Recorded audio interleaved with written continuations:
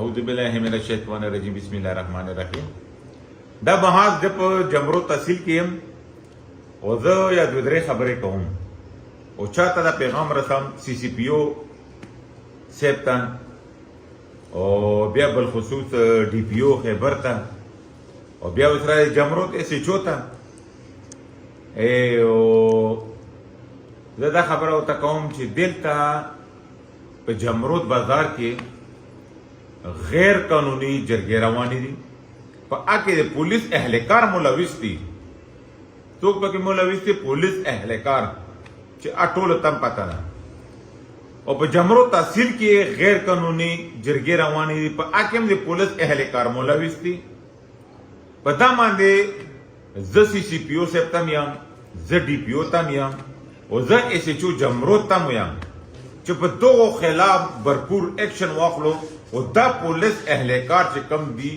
دا برخاست یا سسپینډ یا ډسمس کو دغه چې تاسو یو ډي ار سی جوړه ده په کومه ده چې ډي ار سی لا خو بیا څو چې ته ډي ار سی جوړه ډي ار سی لا نسی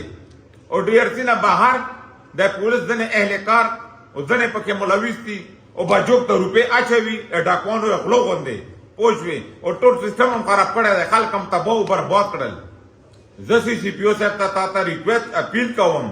سپیشل ریکویسټ اپیل کوم چې بدا باندې مضبوط ایکشن واخله او هغه پولیس اهلکار چې کم پکې ملوث دي او ډي ار سی نه بغیر بهر جرګې یا په تاڼه کې یا په جمرود بازار کې کوي سسپینډ او ډسمس کا دا د ډي پی او ته یم او دا ایس ایچ او جمرود ته یم ځکه چې بیا خو ډي ار سی مطلب نشو بیا ډي ار سی تشي لازم بیا خو ډي ار سی مت بقاله چې بعد بیا ډي ار سی دفتر بند کړی کی دغه چې څوک رسی نه او دا پولیس والا پکې ټول ملوث دي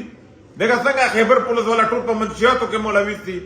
په غیر قبضه ګروپ کې ملوث دي په غیر قانوني شیانو کې ملوث دي دارنګه په جرګو کې ملوث دي خلکو نه 15 لک راوړه 6 لک راوړه 10 لک راوړه دو درو څلور کلونه سره وشو کیسونه پینډینګ روان دي پدا کې جرګې والا ځنه مشرانه ملوث دي عام غل دي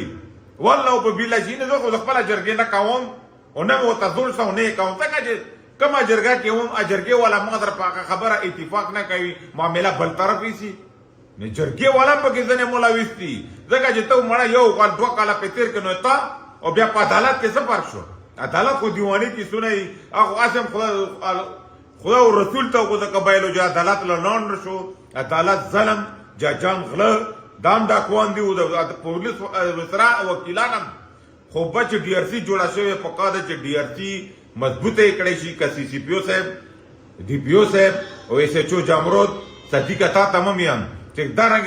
مضبوط ایکشن په واخلا چې دارنګ کار څوک کوي پولیس والا پکې ملوث وي ډیره مهرباني والسلام